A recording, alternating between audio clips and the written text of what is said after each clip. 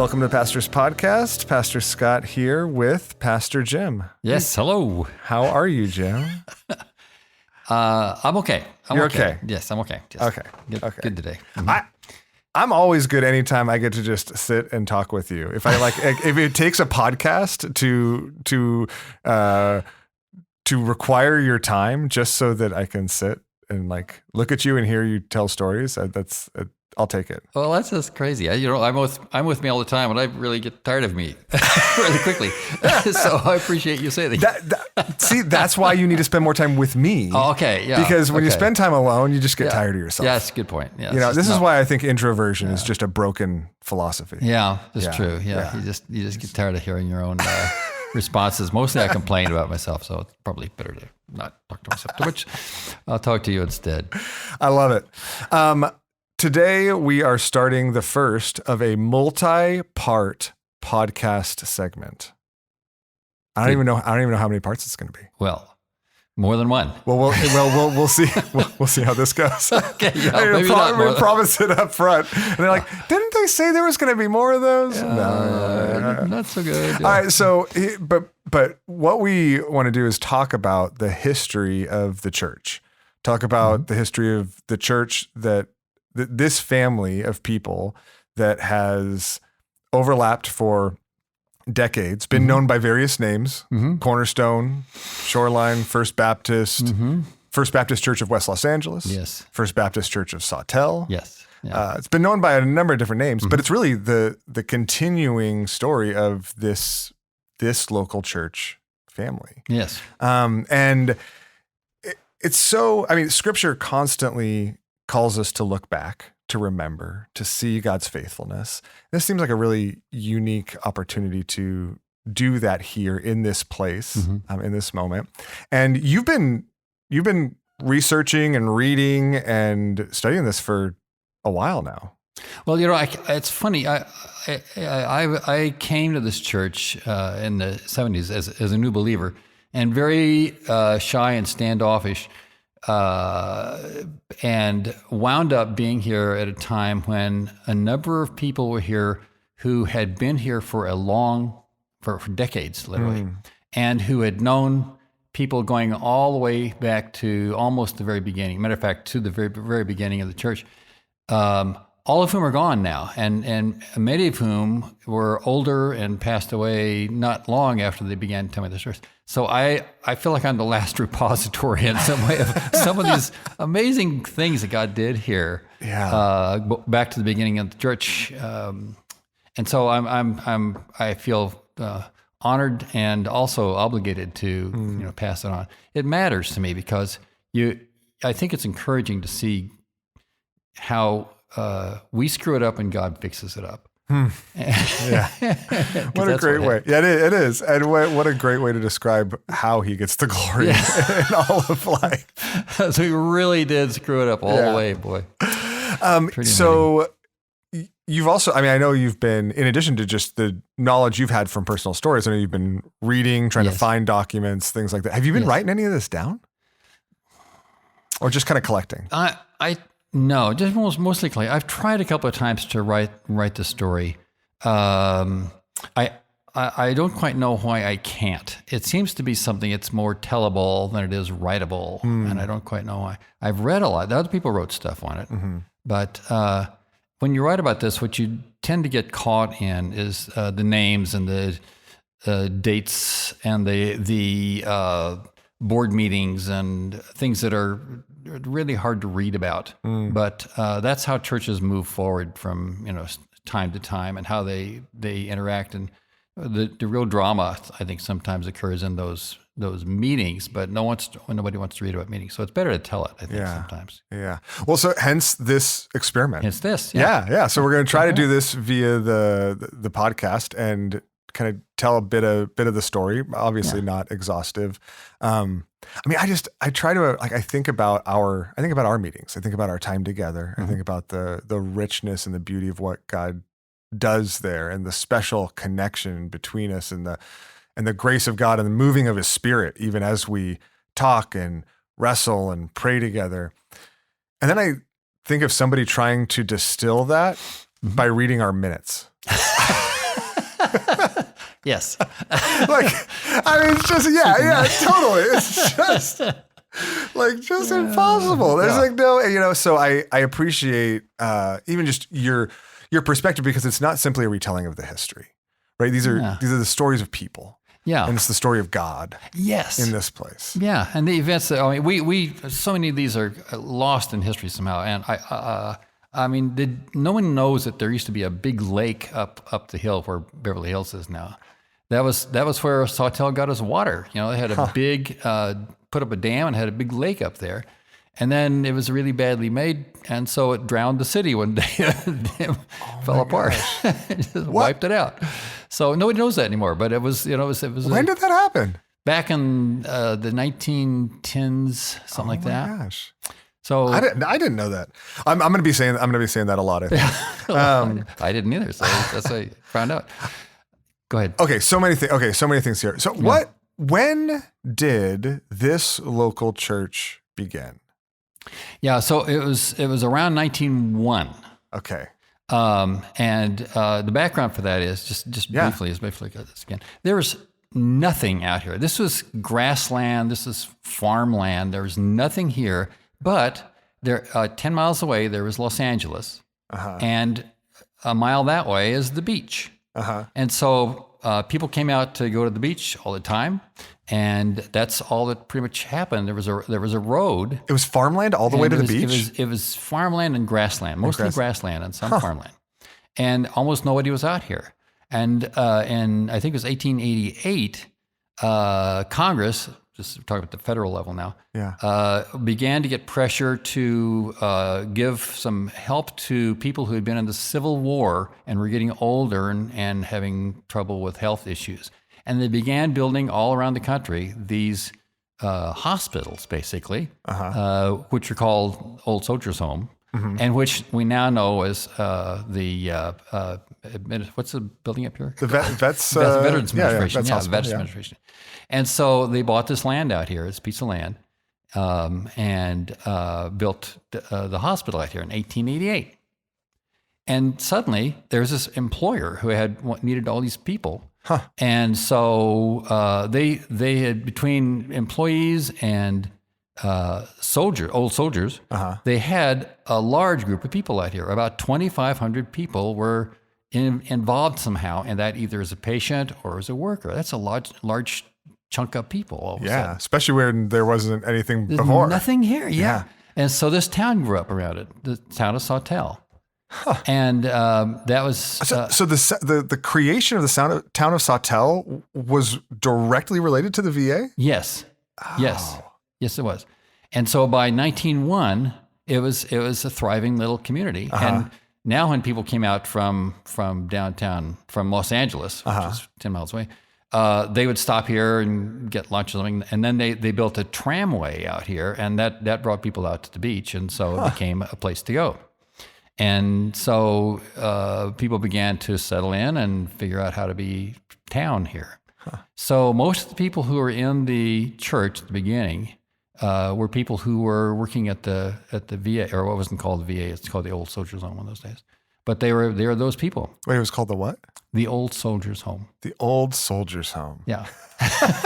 Because all the Civil War soldiers by that time, were pretty old. So they just named it what it was. The Old Soldiers' Home. Yep, they did. That's exactly what they did. Okay, so there's a community here. Yeah. And there are people in the community, assuming Christians in the community, who said were they a part of a church somewhere else? Like, I don't know. I think of church planting the way we do church planting. I can't even imagine how you plant a church 125 years ago. Yeah.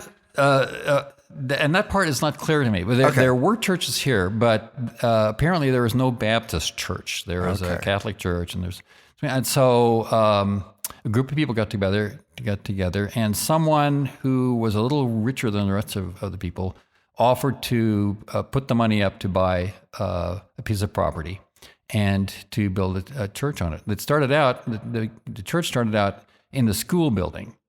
If you're familiar with West LA, you know where the city library is, and you know where the post office is. On Santa Monica there? Yeah, on Santa Monica Boulevard. Between here and the 405. Yes. Okay. So library and I'm sorry, the city library and the post office right side by side right there. That was kind of the center of town. And the part which is the post office, which is a brick building now, there is apparently a shack or something useless there, and they bought that piece of property to build the church on. That was going to be the start of the church. In the meantime, where the library is now, there was a school. Okay. It was the first school. It was for little kids, and so they rented that on Sundays while they were building a church next door to it. And the funny thing is, as soon as they got the church built, the school burned down.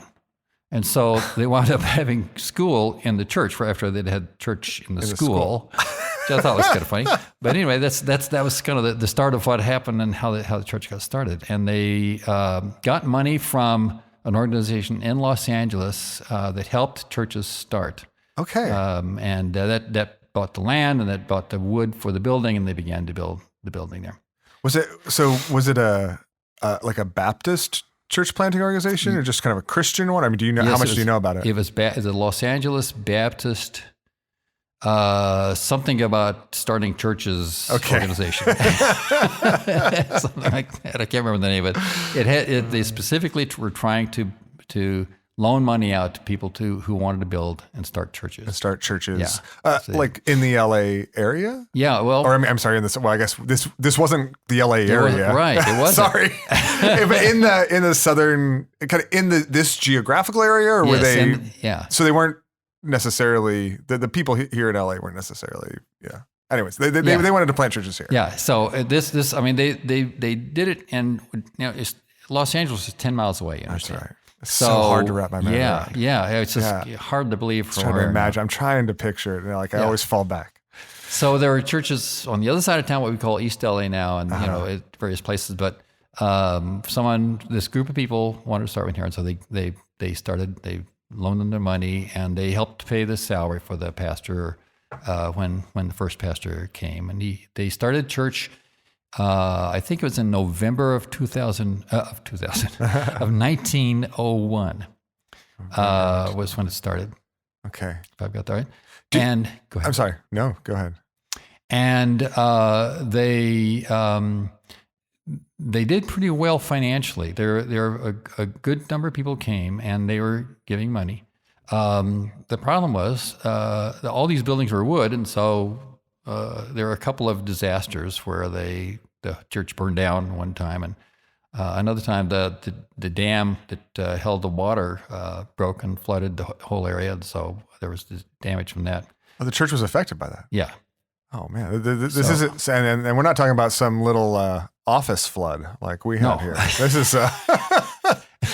flooded, like the dam broke. Yeah, this is the dam broke, and so it was a lot of water, and so there were things like that happened, and you have to remember there were no if you wanted heat, you built a fire inside your house, right? You didn't have stoves like we have today, and so like the school next door burned down. It was not uncommon for buildings to burn. That's why they had school in the church. And then the church caught fire and burned a large section of the church. And so they needed to replace it. And there were a lot of buildings down by the ocean, and there was a bathhouse down there. And they decided they're going to tear it down and build a new bathhouse. So the church went down and asked if they could buy the lumber that was being torn down from the church building. And they rebuilt the church with that lumber. Oh my gosh. And so that's how the church kept going. So I think they were very innovative and they did a great job, and they kept it. But not too long after, they continued to have financial problems. How many people? Do you have any idea of how many people were a part of the first group that met? Yes, about 50 people. It was a pretty good sized church for those days. Yeah. Yeah. Wow. And it continued to grow. And they did well, but they couldn't quite get enough money to pay their pastor and pay the mortgage on the land and the building at the same time. So they tended to not pay the pastor, and so Pay the mortgage instead. yeah. So he kind of at some point, I think about 1910 or so, he said, "I'm not doing this anymore," and he left. But he was here for that first pastor was here for about 10 years. Yeah, 9 years. Yeah, 9, something like that years. Okay, That's wow. my understanding. I mean, that's a decent sized stint. Well, yeah, it was, and they did okay, but they kept losing. The next pastor stayed, I think, for 4 years, and he got disgusted with a financial situation and that they weren't paying his salary, and so he left a little sooner than that. But that was a continuing problem in the early church, as far as I can tell, that they would buy land and they would borrow money, but then they would not repay the money or not pay the pastor, or sometimes both. So it continued to be a financial issue that brought the church to crisis after crisis in those early days. And as far as I can tell, that wasn't unusual. This outfit in Los Angeles that loaned money apparently did quite a business in that, and nearly went bankrupt several times from churches that couldn't pay back the money. So it was all kind of a difficult thing. Yeah, as far as I can tell in those days. Yeah, and so this financial kind of tension and up and down and commitment and was, in addition to all just the normal life and ministry crises, kind of continued to be this ever appearing crisis in the life of the church. Yes, for the first, I don't know, couple of decades. Oh, interesting. Quite a long time, yeah. And there were fights over the money. People left. The funny thing is, worship seemed to be very good. The fights always seemed to be over how the church was run, and that people would leave and other people would come in. But the money seemed to be the issue for several years. Okay. So tell me about you. You said the worship seemed to be good, and say, what do we know anything about what worship was like and what the life of the community was like during those years? Not much about the community. It was still fairly rugged. Again, yeah, we just get business meeting minutes. So yes, yeah. That's all we get. but okay, so the community was still pretty rugged. Yes, and there were problems with jobs, problems with national problems with crises, and World War I, and things like that continued to impact in the area. And again, there were a number of things that we've kind of resolved, like safety issues, cars, the tram had safety issues. There were, and I think one of the things we have to, I think, understand is that both the way houses were built, the way cars were built, all that, the things that we take for granted were yet to come. So fires were fairly common in those days because everybody had like an open stove in a wood house, and many people still used candles or some sort of lighting that had involved fire. Yeah. So that the fire department was volunteer, so they often didn't really make it in time to do anything. So those were all kinds of issues that continued. And then there's continued to be church squabbles, which I think is kind of ubiquitous in our country. But anyway. So what actually, so I mean, I say that we have like meeting minutes and things like that. I'm kind of assuming, and based on the things I've seen on your desk, but what kind of documentation do we have from those early years, from those first couple of decades? What are you collecting? What have you collected to kind of piece together that season of the story of? Yeah, I haven't been doing the collecting. Other people have been doing it before us. Oh, okay. And so when I came there, so let's see if I can put this in perspective. let me just move ahead a bit in the story. So they were over where the post office is now. That was the church area, and then they bought some land at the edge of town, which is where the church is now. Oh, and that was right at the edge of town in those days. And they had the land, but they couldn't afford to move over there. They still couldn't afford to pay the rent or the loan on the property that they had and the building that they had, and they were struggling with all that. But the people who were here then were children, and when I came, there were people who were still connected to them when those people. Let's see if I can see this. So. Let me get an example. When the church was built here, where we are now, they held the service outside, the dedication service, right in front of the church, and that was 1924, I think it was. I got that right. I think it says on the thing out in the front of the building. The chair of the board at that time, his daughter was running around playing while he was up making the speech with the pastor. She was an old woman when I came to this church and told me the story of what happened there. Oh my gosh. So, wow. So somehow a few of those people passed the story along or were here for decades, literally. And so I had the privilege of meeting a few of those people and of talking to other people who were friends with those people, or they played with those people's children. So the stories were live when I got them. Okay. And then when this little booklet was written, there are a couple of things that had, like a couple of the pastors had written a kind of a chronology of their time in the church, and I didn't know those existed, but they were incorporated into those. So I got that information too. Okay, so this booklet. Yes. There was a booklet. Yes. When was it compiled? It was in the 1970s. Okay. And that was with some of the stories that you were being told. Yes. Orally. Yes. But, right. And then kind of, so they had also collected some, I don't know, whatever documentation to kind of put some of the pieces together. Yes. Okay. And some of the people who were in this church at that time, who were older, had been here for decades themselves. Wow.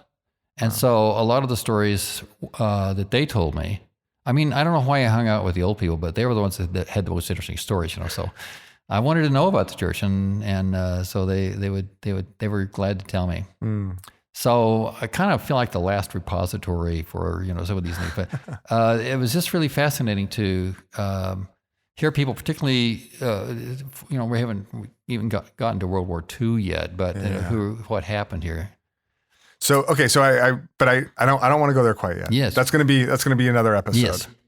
So you've got these stories. So okay, well, first of all, just on the kind of documentation side of things, the two main sources for you. Am I hearing right? The two main sources for you were, number one, just the stories that you got firsthand, or that you received secondhand. Yes. And two was this booklet that some of these people had put together in the 70s. Yes. That tell the story of those early years. Yes. So when they bought the property here, did they build on it immediately, or was it years before they were able to do that? They cleared it fairly quickly and began to build on it, but it was slow going. Okay. They had trouble raising money. There were problems of various kinds. We had one pastor who left in the middle of that, and everything came to a standstill, and then started again. So there were a number of issues. So it was slow going to get the building built. I mean, it's so interesting because and I've always heard the building was built in 1924. The building was completed in 1924. Yes. Right, yes. They had the ceremony and it was finished in 1924. Yes. But I imagine that must have been a multi-year kind of back and forth journey process through the early 20s, maybe even late teens. Yes, and partly because they kept running out of money. Yeah.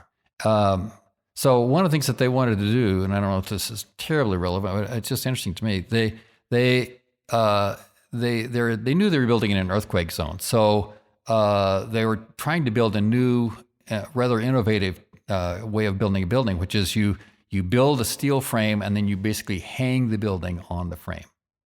So interesting. Yeah. So the frame, the building is framed with these two kind of H-like.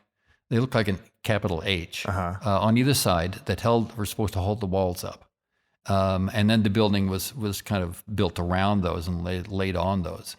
And then the bricks were added for effect. The bricks were fashionable. That was the new thing in those days. Okay. So there was a local brick company that made the bricks, and so they bought them. And as they could afford them, they bought them and built the building. But the building was not dependent on the bricks at all. Are we still in that same building, or is this a new iteration of that? This is the same building. It's been rebuilt since I've been here. So are those H's in these walls? Yes, they're in the walls right now. Yes. Oh, gosh, I guess that idea worked. Now, it worked perfectly. I mean, that's kind of incredible, right? It was, yeah. It was great. The problem with it was the building stood, but it shook the bricks off. Oh. Because they didn't bear the weight of the building. Oh, interesting. So there have been several earthquakes, but the biggest one was in 1933, I think it was, which is the Long Beach earthquake. Now we've suddenly jumped ahead. But we have a bell tower at the corner. The bell tower was built supposedly to have bells on the top, and the bottom was the pastor's office. Okay. When the Long Beach earthquake hit in 1933, he was in his office, and he stepped outside to see what was going on, not knowing that the top of the bell tower he was in had tipped over and was falling. And like six or 7 tons of bricks landed like a couple of feet in front of him. Oh, my goodness. And just about got him, but did not. Wow. Okay, so this is one of my most reoccurring fears, actually.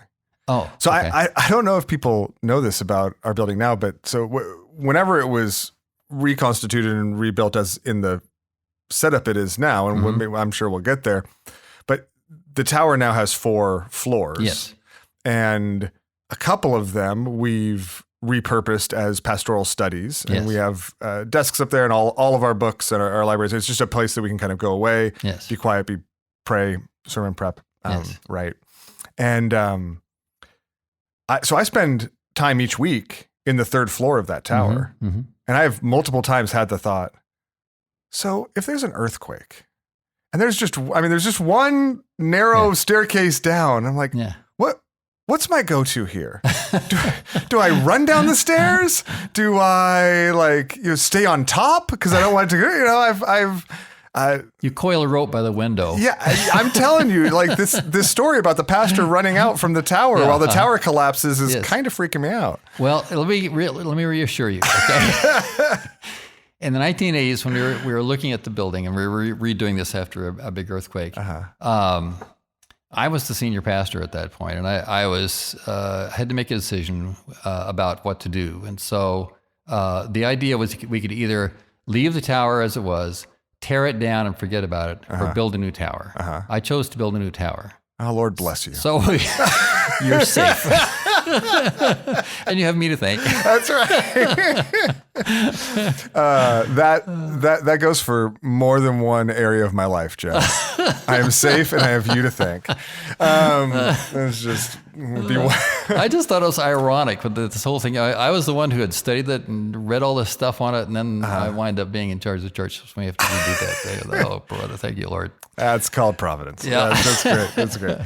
So, okay, so it took them a number of years to build this, to finally complete this. I'm assuming it was just the sanctuary. No, it was the sanctuary and the bell tower. Okay, the sanctuary and the bell tower. Yes. From the people that you talked to when you first came here, from the people who were elderly when you first came here, and who were young, maybe kids, what did you get any sense for what growing up in this church was like back then, or what? I don't know what their experience. I mean, they were still here, so it didn't, turn them off. I don't know. Any sense for how they remember those times? It's funny about. Maybe it's not so funny because it's about church. They would tell me stories about the people who had since died. And I think, it's perhaps because we expect to meet those people again. But they would say, I had the most wonderful people this family had 8 kids and I knew all 8 of them. And then when you hear about what the church was like, there were, political issues with the pastors and the board of elders or board of deacons or whatever it's called in those days. And there were money problems and there were all these other issues. And there were people who had moral failures and all these other things. But that's not what people talked about. And partly I think it's because the church was, and our country basically was also almost always in perpetual crisis. Economic crisis in the 20s and even worse in the 30s. Which is the Great Depression, and they come into the war years. And so I think one of the things about those days is that there wasn't much fun about being in life in those days, but somehow church was a consoling issue. So most of what I heard was I heard about moral failures. I heard about people who had fights within the church that the church would get on either side, all these kinds of things. But it seemed like there were a continuing set of church crises that didn't necessarily match up with the national crises, but I had the feeling that they were somehow related, that the sense of crisis in the nation may have made things happen in the church that might not have otherwise happened. But underneath that, I think we had a series of very good and very loving pastors, and probably leadership as well, that kind of kept things going, kept it, every time it came to a stopping place, they somehow managed to get some money, they somehow managed to find another pastor and go on. So those years, I think, were precarious. But really? Yeah, that's how it feels. I mean, it's so interesting because looking back on it now, they seem like it seems like such a given. Yes. Right. And I feel like it's hard to, even if you're like, there's some crises, some things they went through, but it's hard to imagine it being precarious. I mean, like, do you think they wondered if this thing was going to survive? Yeah, I think they did. And as a matter of fact, I think I've heard people say that to me, that we didn't think this was going to make it. And people left because the church seemed to be, have too many things that were precarious about it, that they wanted to go someplace more stable. So they talk about people who left that were really, they missed them. Interesting. Yeah, but there were things going on out here that kept people here. There was work. There were the town was growing around them, so there were reasons to stay. Kids in school, and they liked being in school out here because schools out here were cooler than they were in downtown Los Angeles, of course. So things like that mattered. I think that they weren't always spiritual things, but they were things that somehow you could buy a house out here fairly cheap in those days, believe it or not. So those things mattered, and it kept it going.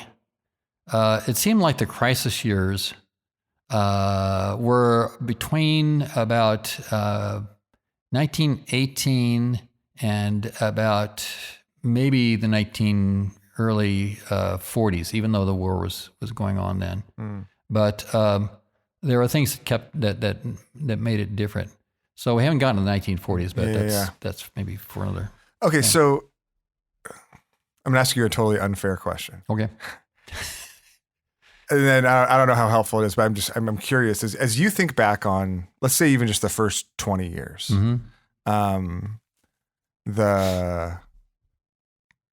maybe up through the time that this building was finished. Okay. Right. So from the beginning, the first 25 years of the life of this church family, is there like a word or a couple of words that you that come to mind is you say that's what characterized that season? I want to say God's hand. It seemed like there's every reason in the world why this church should not have worked, should not have gone. But it seemed like something always happened. Something always stepped up or stepped in to change it and make it putter along a little further. That's the sense I have, and that's the sense I had when people would talk to me about the church. The street behind us is Stoner Avenue. Eleanor Stoner was a part of this church. Her husband was the Stoner that street was named after. And he didn't, if I recall correctly, and I apologize to Eleanor if I'm telling you wrong, but he didn't much like church, but he had a lot of money. And so every once in a while he'd kick in some money when the church really needed some to keep it going. There were committed, godly women and men who served in the church and were willing to stay and fight through the fights, find a new pastor. Sometimes it took some months, and some of the lay people had to do the preaching, and it wasn't very good. There were people who really wanted their kids to grow up here, and so they would, they'd stick even though they didn't much like what was going on.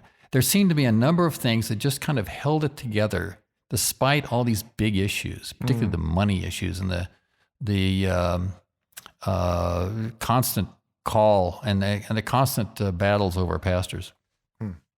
That people would just kind of rode over and kept going.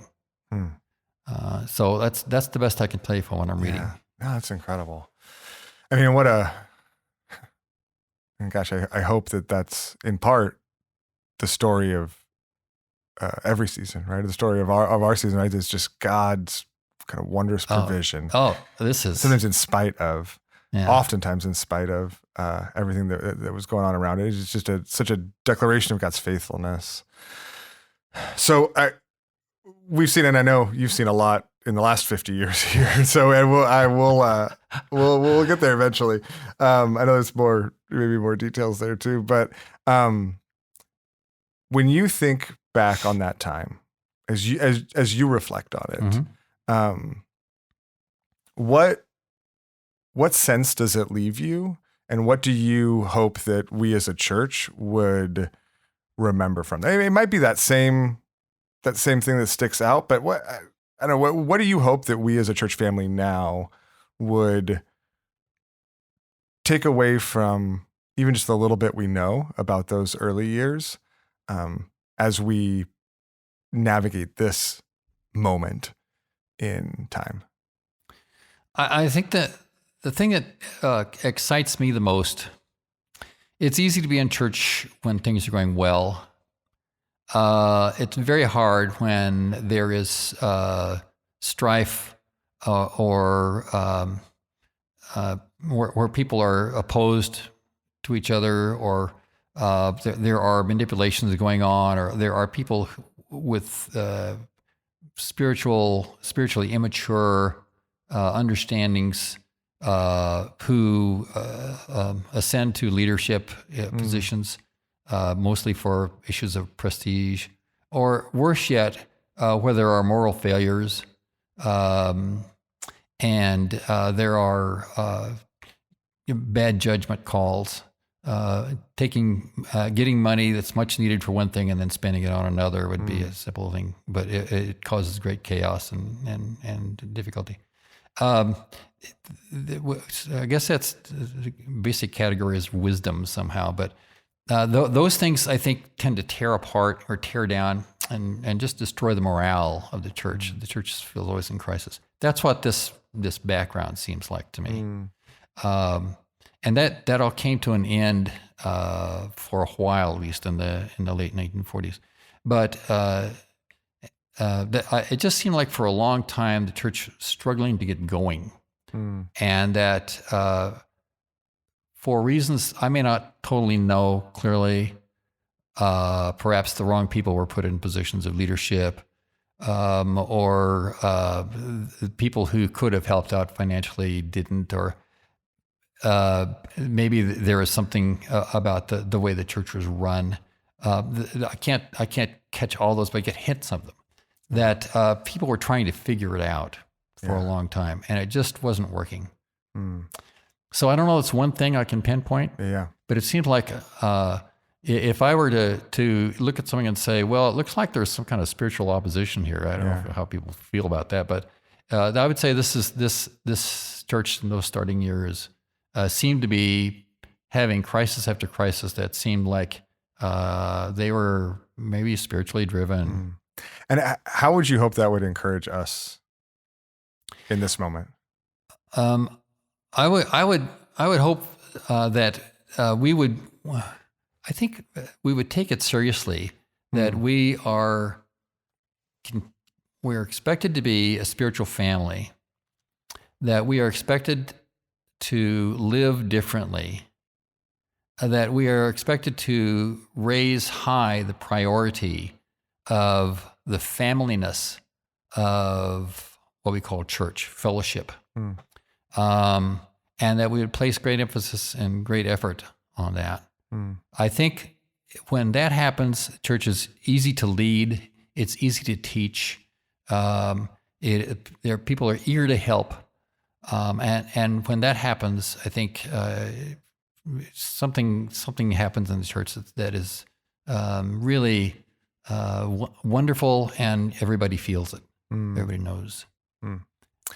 Well, I so appreciate that, because I think that you also in that give me a glimpse of how not just that the Lord persevered this church through that time, but in a sense how too, because they were a spiritual family.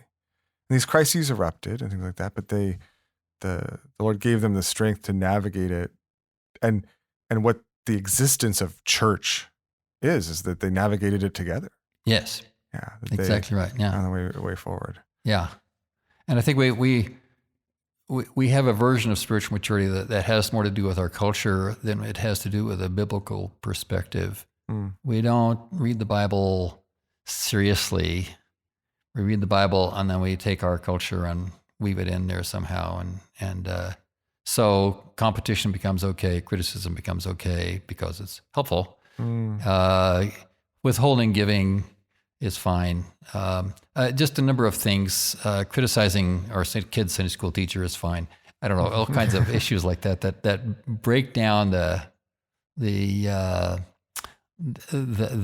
optimism, the sense that we are doing something family and important in this location, and that begins to I think crumble the edges. Kind of like that earthquake did to the building. Yeah.